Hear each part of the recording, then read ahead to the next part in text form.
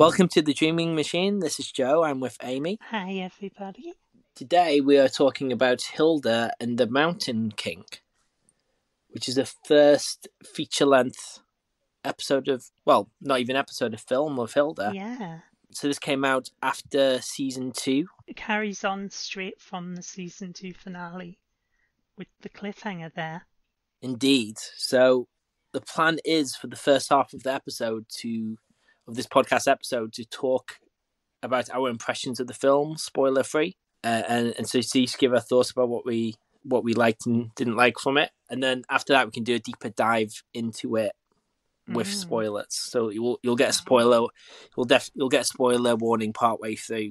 Although having said that, I think, is it fair to say you kind of need to see season 2 in order to watch the film? It's probably for the best. So season 1 adapted the first 3 Hilda books.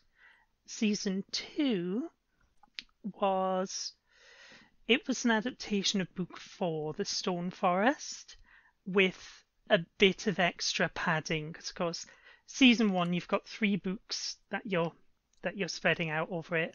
Season 2 is drawing out the stuff leading up to the conclusion of the Stone Forest. And I think this was a good decision for the adaptation of book 5, which follows directly on from book 4. It's a much more tight story as a result, but season 2 was very much a case of, we have to tell you this story to tell you the next one.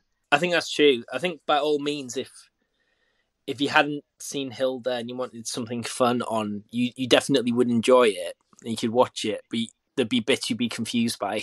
Yeah. At the very least, you would need to see season 2 for it all to make contextual sense. And even bits of season 1 for certain characters to have context. So without spoilers then, let's jump into it. Amy, what did you think of it? I enjoyed it. Can we just talk straight away, because this will be without spoilers, about how good that intro was? I really liked the animation and the music there. I think that was done by a separate studio to the normal one. I think, yeah, it was done by Ant Studio, I think. Giant Ant did the opening credits. Giant Ant, yeah. And yeah, it's a lot darker than the classic Hilda intro, but it works very well for this. So going into it, I thought to myself, I want this to be a proper film if they're going to make it this long. Yeah. And so I was delighted to see... to not see the regular opening title. Yeah, and to see, very filmic, a proper film credits, like very dramatic, very stylish. The music score was on point too. Definitely dramatic. Yeah. No, I really like the music there. Honestly, I liked a lot of the music throughout this. There are some really emotional moments, particularly towards the end, where the music is just right.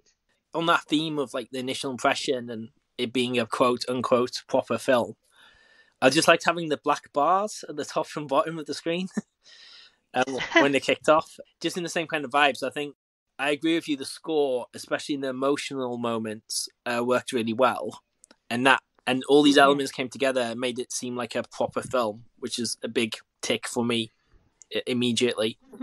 It didn't feel like an extended episode so much, which was good, because there are alternatives for doing this.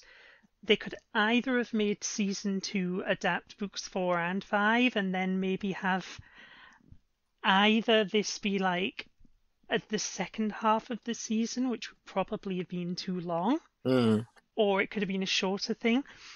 As it ends up, the adaptation is, I think, a bit longer than the story of the original graphic novel. But that's because you have extra characters from the show that it needs to cover the stuff they're getting up to. But we'll talk about that more in the deep dive. The spoiler-free impression of that, I think, would be there's enough going on to justify its length, I felt. Yeah, absolutely. Yeah, it's as long as it needs to be. And it definitely needed to be this long.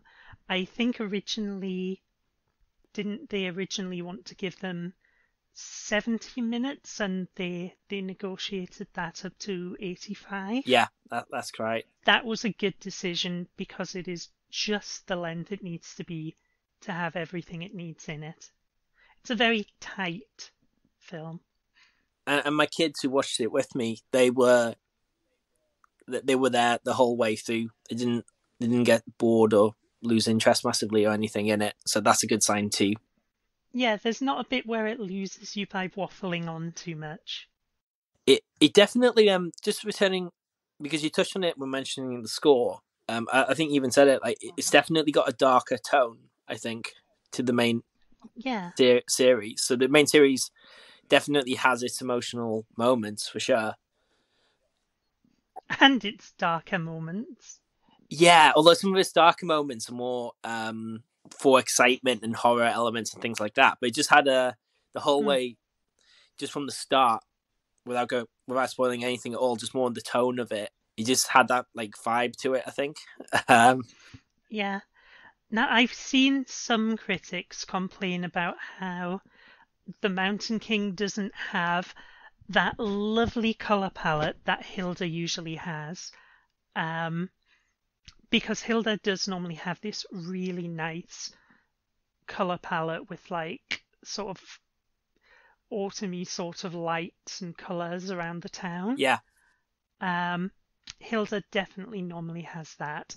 And of course, because of the subject matter here, with a lot of this having to take place at night or in caves, because of that, everything is very dark and muted. I I would agree that's one place it suffers a bit, but at the same time, they work so well to like just weave that into the storytelling and into it being generally darker. And it means where they do have more bright, vivid color palettes, mm. it actually makes it sort of really stand out more. Yeah. I think that's a very fair point. Actually, I think so the opening credits are delightful. They're great, and that's exactly what I kind of wanted. And then I don't know that I didn't feel. I agree with you. The visuals didn't pop as much as some of the best moments of the TV series, which I was a bit surprised by. Yeah, it's so much more muted, is the thing. It's a lot softer with that color palette it's using, because normally this show really pops. Yeah, and it not just the color palette, but kind of the direction of it in terms of the pace of it and the scale. It didn't feel. Yeah, I don't know. It just I think back to like the chase through like the portals like at the end of season one and things like that. It didn't like have like a wow moment like that. Like from my point of view, I didn't think. Although it still had some great moments that were.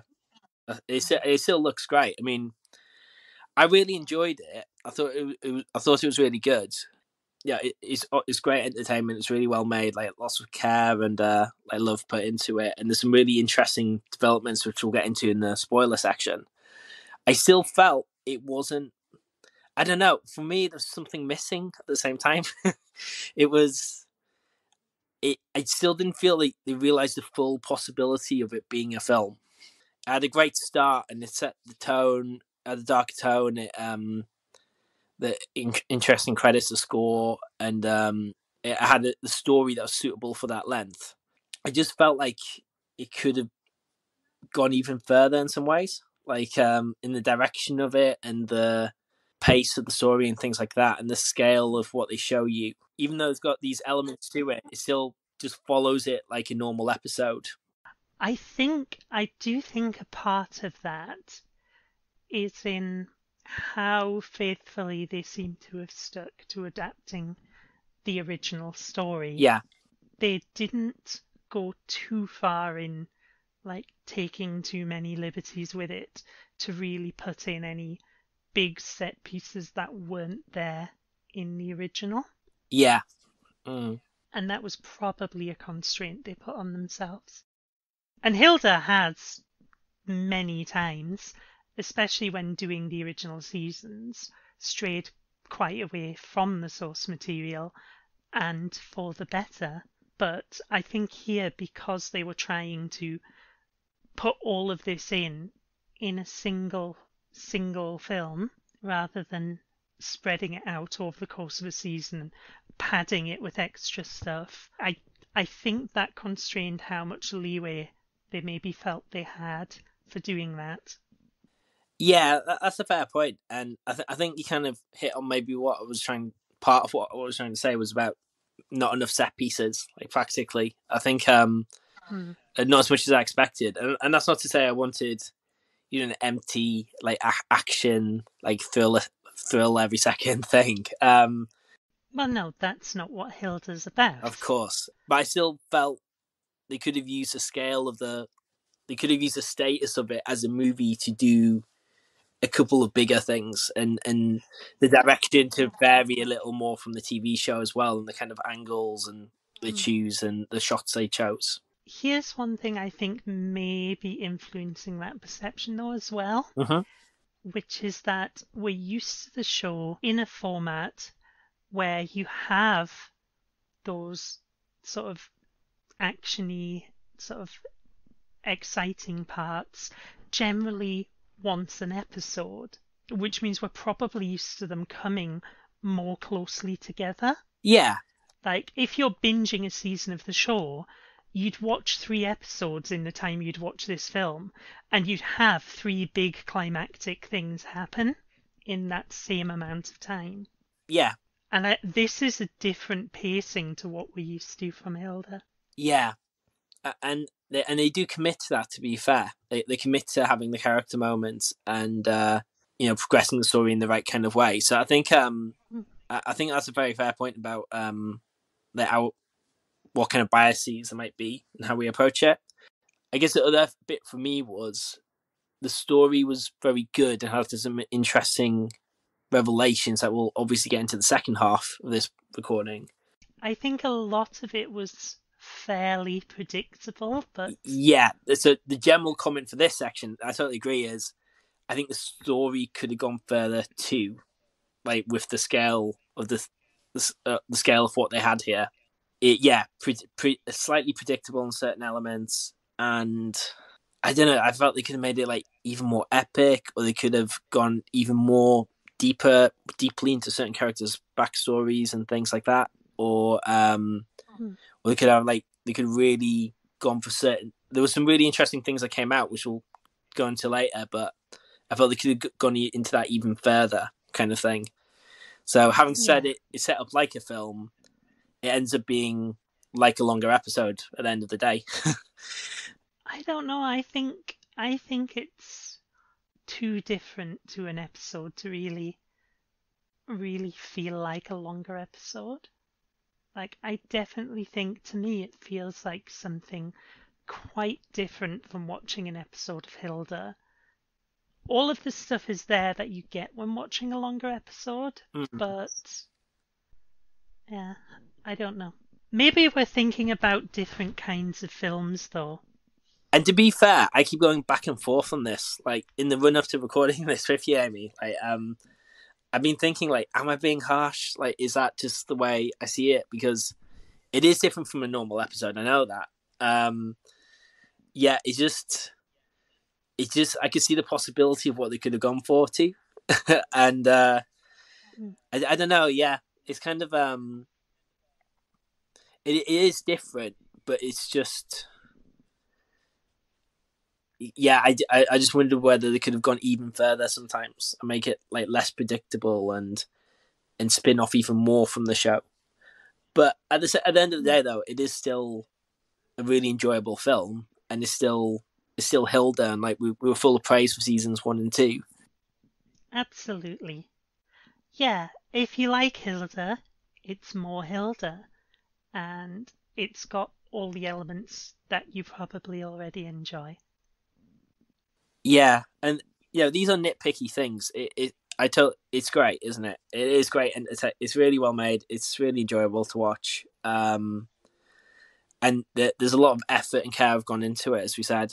And I think it's great as well that it exists, like that there is a film. Because there's quite a few other animated series where they've pitched things like this, like spin-off films and things like that often get rejected due to lack of Gravity Falls. Like there's a pitch for that to have a film spin-off. Avatar: Last Airbender. I mean, there are also ones that have had spin-off films that haven't been done as well as this one. Yes, I agree. So it keeps enough of what is good about Hilda whilst trying to do its own thing as well. I think that's where it succeeds really well compared to like other examples we could give. And it's a great stopgap between the two seasons 2 and 3, I think. Yeah, I'm definitely interested to see where things go in season 3 after this has resolved major plot points of season 2. Yeah, definitely. Yeah, they managed to do that without it being an unsatisfying result. So the story is resolved like nicely, like within the film, but it opens up those satisfying resolution. Yeah, so it manages to do that without being an unsatisfying like ending, as you say. So, shall we go into more detailed thoughts on the specifics of the film? Spoiler alert! Spoiler alert! You have been warned. From this moment on, we are in spoiler country. Where would you like to start, Amy? Like, I think we've got a lot of thoughts. Well, so yeah, we should probably start at the start, with it picking up where the Stone Forest left off. Hilda is a troll now, and meanwhile back over at the house, Joanna's got Baba suddenly there. It's a nice balance between being, if your child disappeared from the bed, and became a troll, a completely different troll or something, you would be freaking out, like she rightly is. So it does that, but while still having funny and cute moments and the kid's very cute too. It's very good. It's very good that Joanna has the other supporting characters like Alpha and Tontu there. Yeah. That's absolutely necessary there. Like Hilda can do Hilda stuff on her own, and that can be a focus. And then it's good to have Joanna having the other characters there to support her with the stuff, because she probably needs that more. I mean, she's an incredible trooper through the whole film, that she's pushed through so much. We absolutely stand Joanna here on this podcast. I was still, when I came to watch the film, I was still reeling from the end of season 2, even though it was quite a while ago now. Yeah. It's like that's a fantastic like cliffhanger ending, I thought. I still can't believe Hilda is just so Hilda in this. Like, the first thing she does upon being turned into a troll is try to run away outside into the sunlight and promptly get taken out of the story until sunset.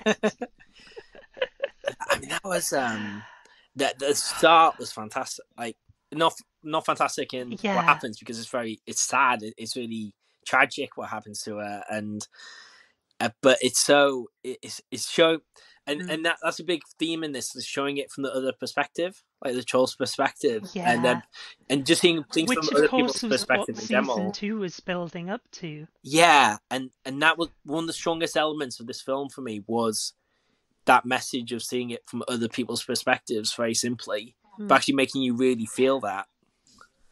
And again, season 2 had this overarching theme regarding trust, how Hilda doesn't trust people. Hilda ends up doing things that shows that people like Joanna can't trust her, and like breakdowns of trust between people. But you could see it was all building up to the fact of needing to learn to trust each other with the humans and the trolls. And that's where we got to in the Stone Forest, when they realized these trolls didn't want to hurt them. Yeah. And they started to see, like, oh, right, they're just like us. And I think it's fair to say they set that up pretty well, didn't they? And this film runs with where we left off with that. The mother troll is a great character, by the way. Yeah, and because of the end of season 2, we're not totally against their character. Like, obviously it's bad what they've done, but we're interested in why she's done it. And Yeah. seeing her follow Hilda, trying to plead with her, and her having a voice to start with, which Yeah, really because hammered now that home. Hilda's a troll, she can understand the thing that they've not been able to do this whole time. Yeah, and there's a massively different spin on like so it's the same character, same environment, but completely changed. But now you get her perspective, yeah. So that works really well. Just one quick general comment, which is I like it in general where I think some films do well when the backstory's out of the way. So we've set up the situation Yeah. with season 2. We can just get into it.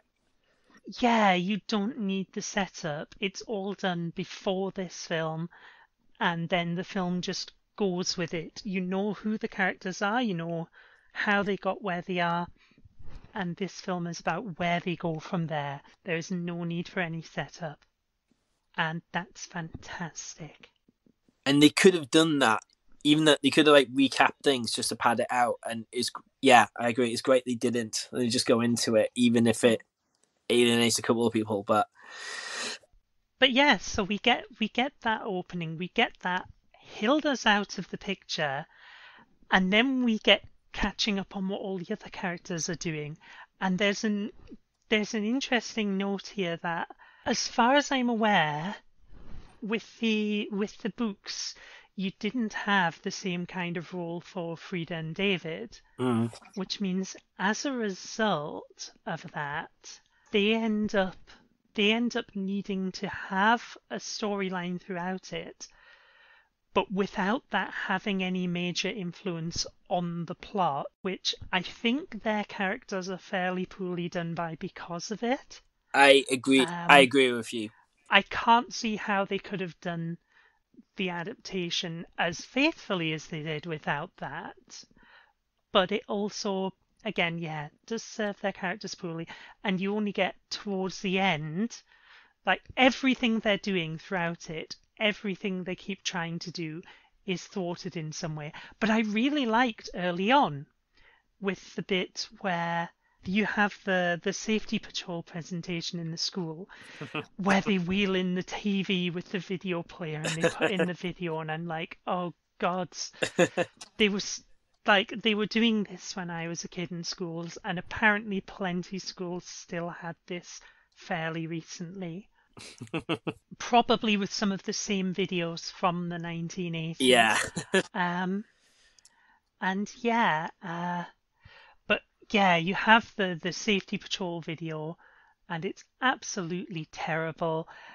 And you have the kids in the class walking out and protesting, and I really liked that and hoped that was going somewhere.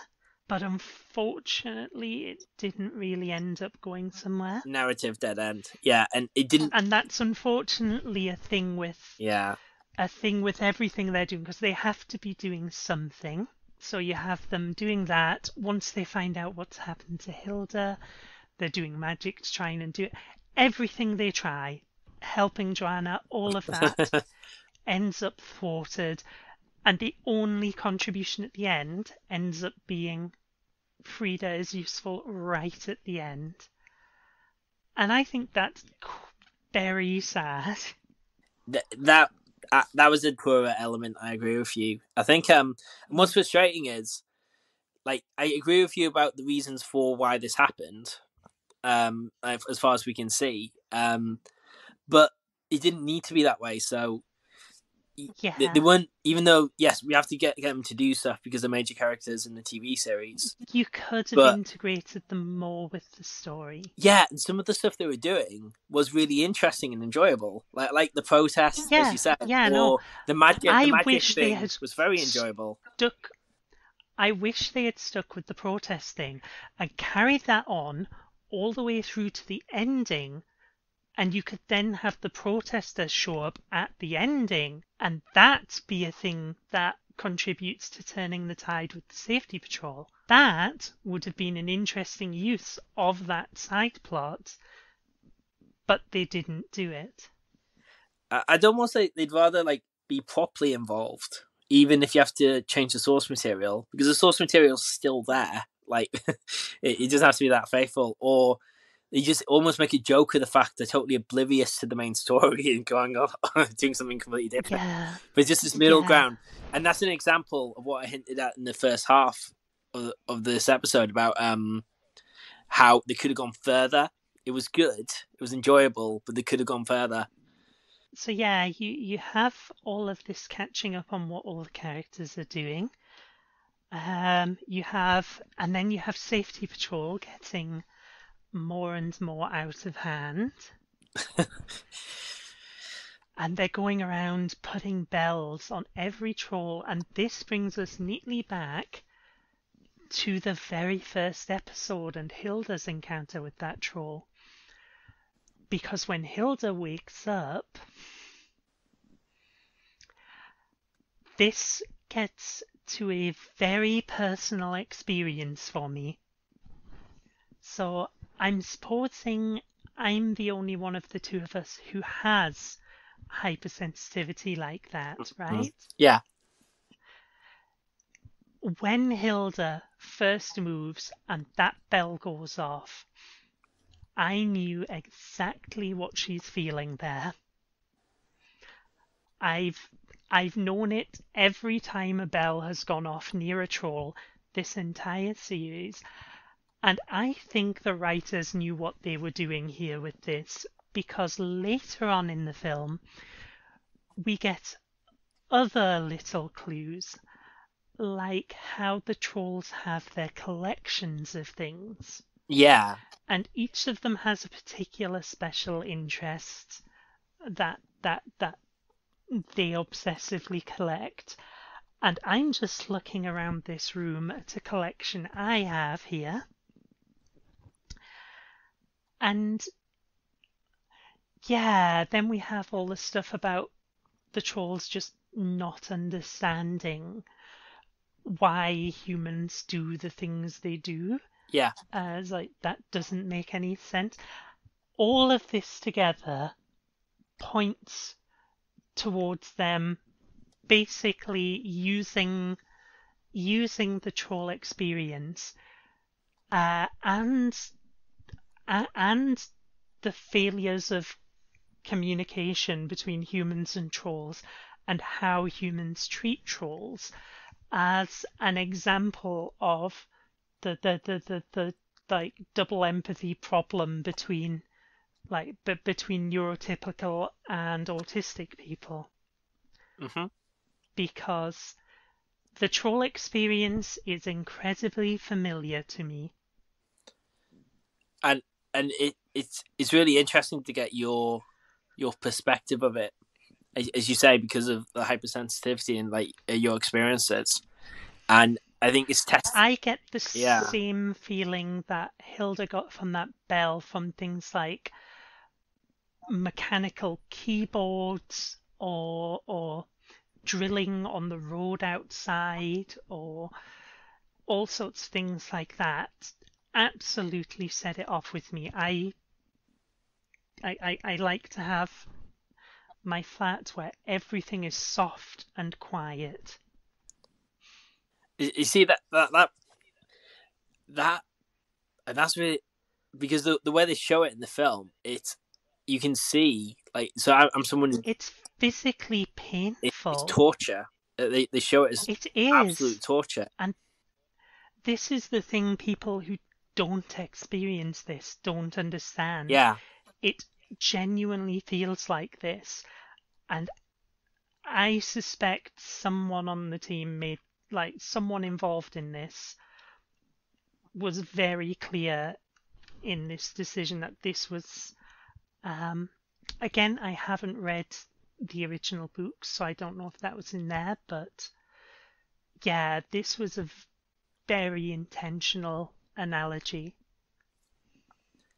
And it was the fact that as someone who identifies with that and someone myself who hasn't had that experience, we both reacted to it. So even though, because they told us previously that this is Yeah, what, you understood what it was, yeah, even if you didn't have a personal experience of it. and they previously told us about it, but now they showed us it as a very visceral, but very believable, like very intense physical thing, you know. And that was they did that really well, even though it's kind of awful to hear like you going through that, you know, like because yeah, it is incredibly intense, and it shows that incredibly well with animation and her reaction to it and the way.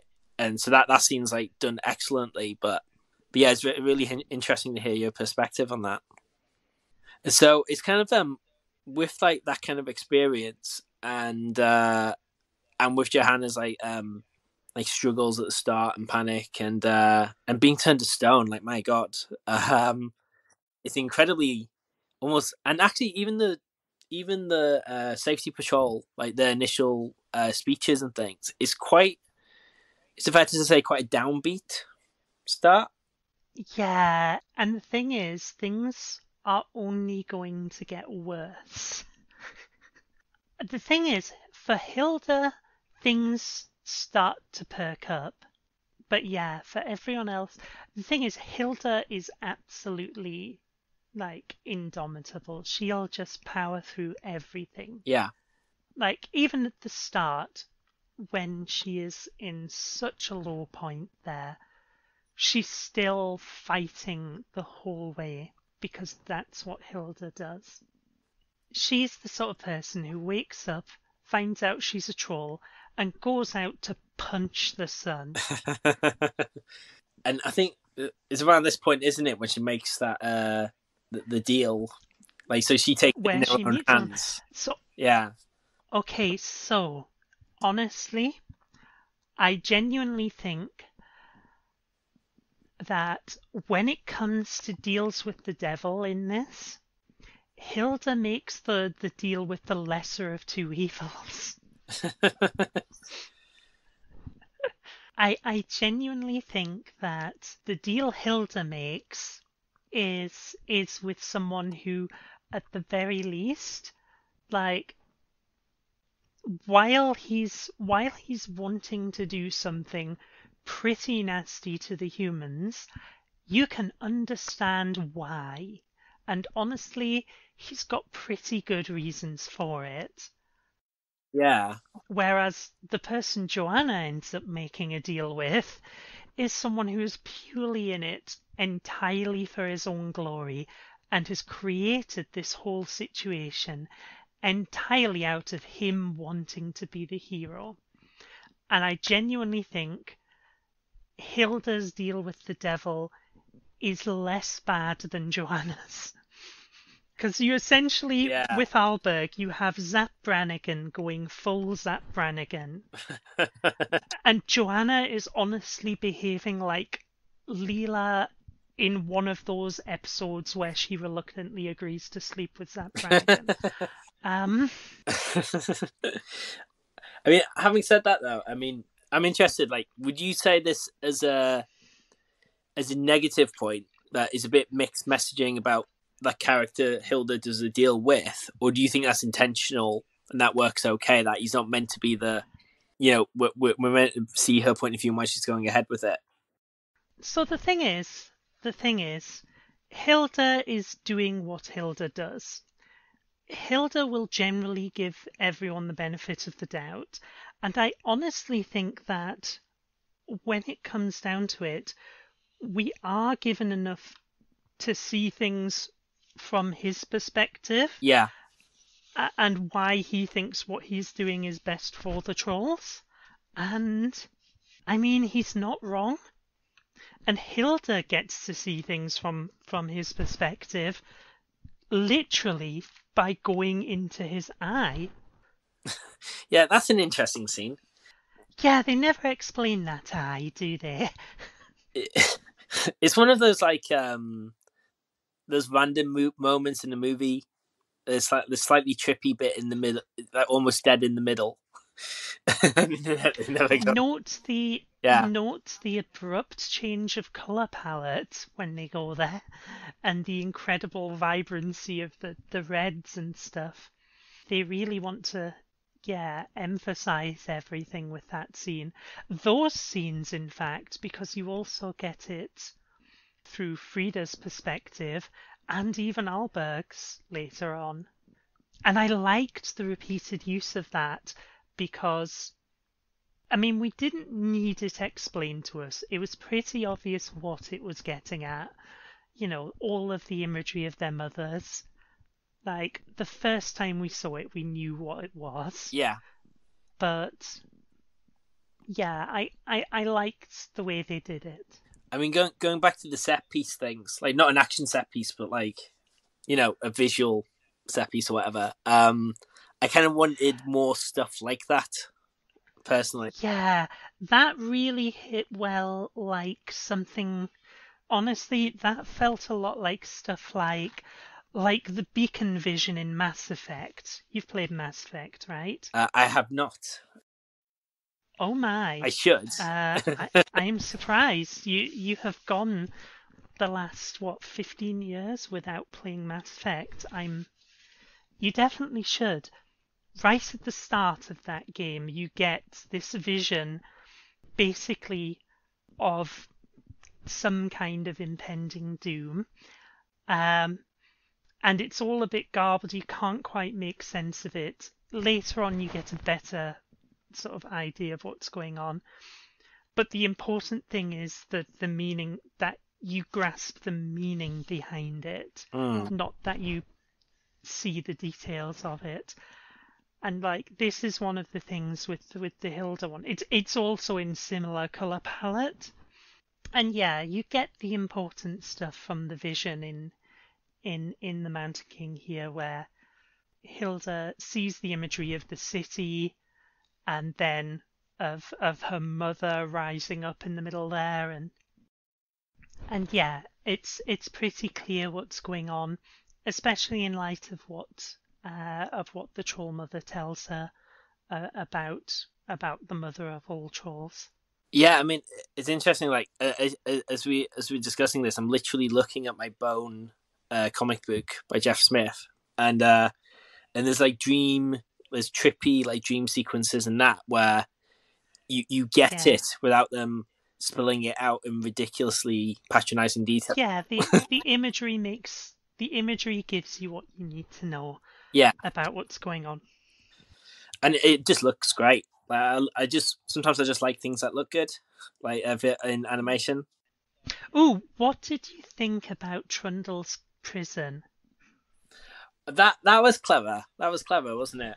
I mean, Yeah, you have all the bells set up on the outside.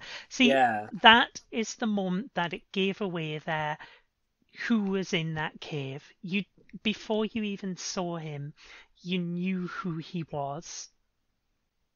And it was doubly confirmed when it was explained about there'd been this Mountain King. well, Like, well when I watch things with my wife, she always predicts things. Like even from like the first minute, it's incredible. hmm, And I never do a McClutz. I was really proud. This was the one time that I predicted it at the start ahead of you her. actually got it. But I mean, even though that was kind of predictable, arguably in terms of like his character being, you know, the Mountain King. And what I liked though was the journey and the cleverness and the way they did it. So the Bell's prison. That's a nice idea. The trippy eye thing. That is a nice. Yeah, yeah. So the journey to get to that point Also was the enjoyable. fact that Yeah, also the fact that he took his time building up her trust. Like even like someone watching it who's not young and headstrong and carefree as Hilda, watching that is like you can see how he's grooming her there, where it's like, okay, do one simple little task for me. I just like this. Build up the trust. yeah, And then if he could do this, and then there's one more thing I really need done that I can't do. And that's the big one. That's the big ask, the last one. And at that point, you trust each other. And by the end, you can see Hilda's finding him pretty sus. But she's also Hilda, and she has that recklessness. Yeah, and I quite enjoyed that whole backstory with the trolls and the different approaches they could take. And Yeah, there's a great line about oh, so some trolls are good, some are evil, and it's like, well, are humans any different? yeah, it's like humans. Yeah. Hilda's so confused at the idea that trolls don't all just agree and get along. It's like humans don't. Which is obvious when we say it now, but actually, it's but everyone's guilty of generalizing that way. And as soon as she says it, like Hilda like thinks to herself, "Oh, that's an interesting point." And Hilda's whole spirit, that whole reckless carefreeness, lends itself so well to being a troll with all of that stuff we see with her playing with the trolls. And I felt it was kind of needed a bit of lightness. Yeah, Yeah, yeah. I mean, just a funness of being thrown around. It's like a game. It's like, oh, okay, yeah, we can understand that. A game of hurling ourselves like to dangerously in the air. Oh, totally as an aside, because we're moving rapidly through a story, and there's a bit that happened a while before this. How did you react when Cedric got eaten? um, I was saddened. I was shocked, but at the same time, I kind of hope they committed to it because I think that as another And example you where genuinely think for the yeah, rest of the film that they have committed to it, yeah, and then like right the way to the very end. Like, and it irritated me a bit at the end when, as horrible as that makes me yeah, sound. What did you think? no, like I can see why they would have done that for like the amount of kids watching this, and but like there were things I saw as a kid that committed to character deaths. Um, I mean, maybe I'm probably harsh. I think kids like should be exposed to stuff like that. yeah, I agree. I agree. No, I mean, again, I'm an 80s kid. The 80s had the death of Optimus Prime. I threw in that gasp for dramatic effect. But that was something that they committed to for quite a few years before they went and did the whole bringing back. But it was the first time a major kids franchise had done something like that Yeah, with such a major character everyone loved. I apologize in advance for not remembering because I should really give a shout out to the creators who've done this. But there's some really fun YouTube videos about like surprisingly dark moments in like kids animation history that are well worth a watch. I think. I'm sure that would have been one of the examples. Yeah, yeah. But yeah, we have that stuff going on Yeah, where Joanna is doing everything she can to try and get back. She can't get back into the cave because the mountain will only open for trolls. Um, and of course, she has those other trolls from the rival group to the Troll Mothers one, who are around. So she's not safe going there on her own. Even with Alpha there, she's been trying to unbell the trolls. She's been doing so much. But yeah, she's kind of stuck. And you've got Frida and David again. Sucks to be them. We get a nice bit of Kaiser showing up, even if briefly. yeah, yeah. Um, Telling them magic isn't going to work. They try magic anyway, It doesn't work. and it doesn't work. It is so sad that they're just stuck in this holding pattern I mean, the even whole then, way like through. it's a really fun scene when they're trying the magic, and then they could have had some like Yeah, some impact that lasted for the rest of the film, like from them misusing the magic, having been warned, and then they say, "Oh yeah, we'll do yeah. something different." It's like, okay, And yeah, they're constantly ping ponging around, and everything gets shut off to them. They go to the second in command of Safety Patrol, like maybe she can do something. But that's just as Joanna goes to Alberg and makes the deal with him, at which point she's put in charge of Safety Patrol and can't do anything to help them. And it's just so frustrating with them constantly being stonewalled everywhere. And because it's kind of around the same like time period in the film, and it's just about like unrealized potential. Like, another example I would Yeah. argue. So definitely like their characters agreed, and you know, god damn it, that pigeon should have been killed. This makes it sound horrible. Makes it sound horrible. You really want that pigeon to be dead. You really have it in for the pigeon. Maybe I need to like. Maybe that's more an issue with me. But I think You know who didn't show up? who. Woodman. Whoa, of course. Yeah.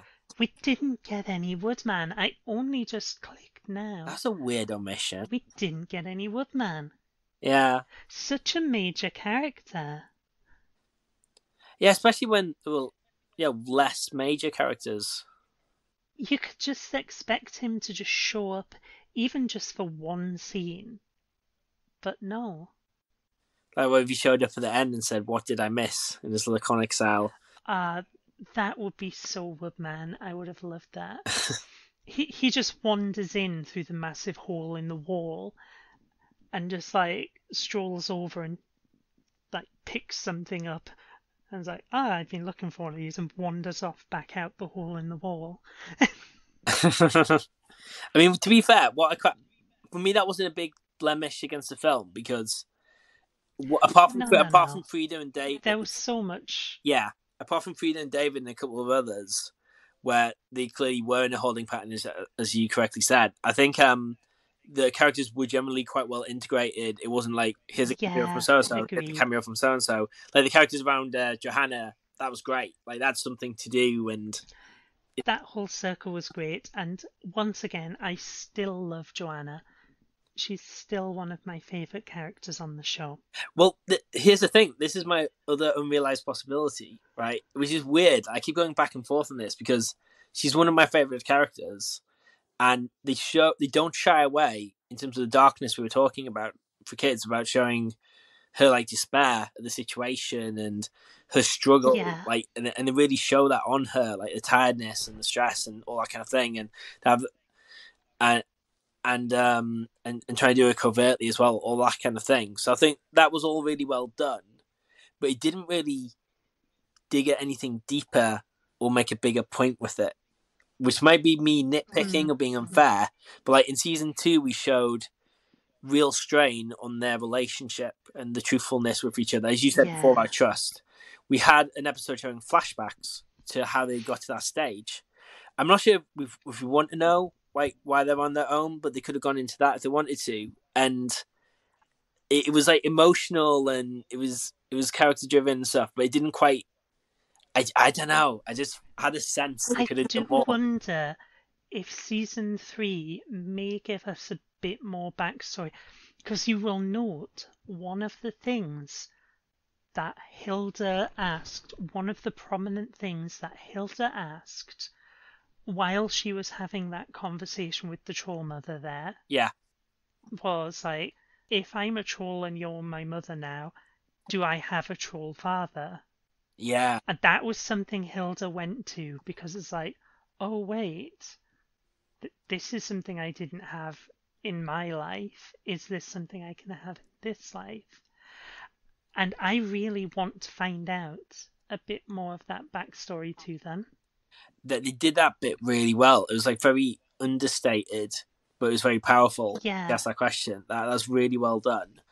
And I do hope season 3 gives us more good Hilda and Joanna relationship moments, and maybe a bit more elaboration on them. I don't think they would include that like randomly. Like there's got surely like that. There must have been a reason for including that line. Definitely. Yeah, it was a thing that was on Hilda's mind. And I do hope it's something that gets touched on in the future. and not just left there. Well, that's the thing. Like, I think the stuff with Hilda touches at those deeper themes and bigger moments and the wider like mythology around the Yeah, show better than the things with Johanna and with Alberg and the other characters does. Maybe yeah, that's my frustration, I guess. yeah. It's still great though. It's still absolutely great. I'm being very And then, nitpicky, but yeah, yeah, and then all of that finally builds to the thing, to the big climax. yeah, I am still on Team Trundle did nothing wrong. Um, when you look at him, honestly, again, I will point out everything Alberg is doing, everything he's been doing to provoke stuff, it's all in the name of himself. It's all about him. With Trundle, Trundle is like, he doesn't care about what happens to himself. Like, he deliberately sets himself up to die knowing he's going to be killed. Like, they yeah, make the point, like, the trolls make the point of taking everything to the brink, but not being the ones to attack first. Like, once you have that face off, once you have that showdown, the trolls wait for the humans to actually instigate it. And and honestly, mm, that that has a lot of shades of like actual sort of well respected leaders of various movements throughout history. Like I don't think you can see him as a black and white like bad character per se. And that's an underlying theme of Hilda through and through. Like, obviously his goals are to cause essentially to cause the humans to bring about their own destruction. And Hilda manages to stop that. yeah. I think I kind of half agree with you. I think he does sacrifice himself. There is definitely a side to his argument, and it's very much understandable. I still think Given everything the humans have done to the trolls over the years. I know, but like destruction, violence, I don't know. Like I still and the manipulation he's done to get to that situation, like so I think he is like he's still there's a lot of issues with his character, let's say. But I agree with you. I It's not I like out. have more of a radical appreciation for him. Yeah, he's not black and white, out and out like devil for sure. There's He's definitely. definitely not black and white. I agree with you there, definitely. Um, I mean, actually, I, because you mentioned Zach Bryan again before, maybe I wanted Albert to be more like that throughout the film. Because it's a bit weird. He doesn't provide a lot of humor during it, so he definitely goes darker. Like, Yeah, um, yeah. but at the same time, he kind of has maybe a slightly unearned like ending. I thought. Oh God, no! I mean that is pure Zap Brannigan though. He gets the big medal pinned on him at the end as the hero when he's the one who caused all the problems in the first place. But they seem quite, Like he's yeah, they seem quite sincere with it though. I thought in the way they showed that moment. I don't know. he's just The thing is though, Yeah, in real life, this is what happens. You get the people who are responsible for the really terrible stuff, and they are the ones who get lauded as the heroes for resolving problems they caused. true. And it's frustrating, and it's a thing that happens, and maybe it ruins the fantasy a bit, but the show acknowledges that that's a thing. Yeah, He gets the unearned glory because that's what happens. And it's going to irk everyone. And that's part of the satisfaction of the ending, is it gives you nice resolution without it being perfect. So, Yeah. I mean, I guess that. Oh, don't Yeah, even get me started on. So to bring up earlier stuff, yeah, the whole thing where the trolls get one day where the town is quiet and they can come in and be with their mother. Um, yeah, yeah. So when various public places in towns have that, where they have like sort of low stimulus days specifically for autistic folks to show up and use them, and it's like that's great, but on other days of the year yeah. that's still not a thing, and I'm like, mm. But that, Similar feelings of yeah. like not quite satisfying ending, but a believable ending. Well, but that's the thing. That's what I mean by satisfying. Not in that it's a good ending, and that's actually that is a exact example. The key example I was thinking of was as Hilda's narration says, is there's still this mistrust. It's only one day. There's still a huge amount of problems they have to work through, but Yeah. it felt very believable. I thought, sadly, hmm sadly believable. Yeah, yeah. And I think that's part of why the film ends up working so well. Yeah, 100% agreed. So there's a right balance between resolving those story bits, and there were like good things too. Like it was great how Alberg, by being awarded that and taking all the credit, Gerda finally gets the position she should have had from the start. Yes, yes. So there were nice things like that. I hope she gets some decent stuff in season 3, even if it's just a small background role. I'd like to see what she does to sort of reform things. Yeah, yeah. So it's nicely set that kind of stuff up, hasn't it? That kind of story stuff to come. Yeah, It's probably a nice place to end. Really, have you got any final thoughts? it definitely met with my expectations. Um, in some places exceeded them. In some places, maybe a little bit of a disappointment. Very end there, we finally got like something where Frida ended up being like actually helpful, using something from season 2. As that, again, from what I've read on it, I think Hilda just gave that narration just at the end, Yeah, apropos of nothing in the book. Whereas here you have like Frida acting as a conduit to explain how they communicate with her. And I think that's a good one. yeah. A fair comment, I think. And also, like in terms of your general thoughts on the film, I think I basically agree. I think the reason why it was maybe more, and I use disappointment like in a very nitpicky way because I still really enjoy this. Yeah. It's so great. Oh no, it's still a very good film. Oh, it's great. It's definitely very good Hilda.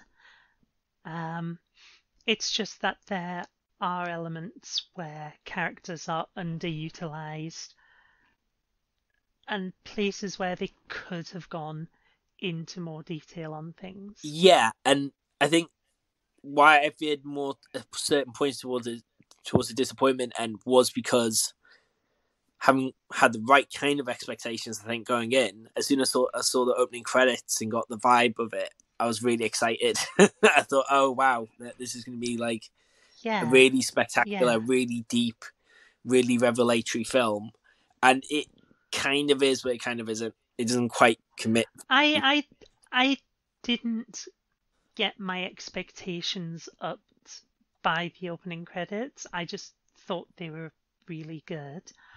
But yeah, I was very satisfied with this film.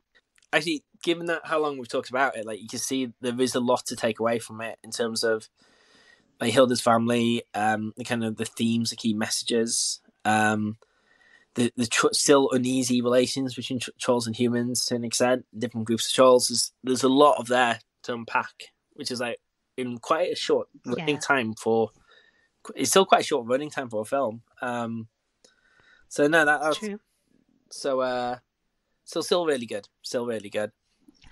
I definitely think it works far better as a film than it would have as sort of a second half to a season or a multi-part season finale. Oh god, yeah, and yeah, and that was great because so many other films do feel padded out or don't or like get the wrong kind of structure. I totally agree. So yeah, I think lots of big pluses there. I think, and yeah, roll on season 3. Yeah, I can't wait. Well, I've really enjoyed that. Everyone, let us know what you think. How would you compare the movie to the TV series, and have you got any interesting theories for where we're going to end up? Thanks, everyone. Bye from me. And goodbye from me, everyone. Take care.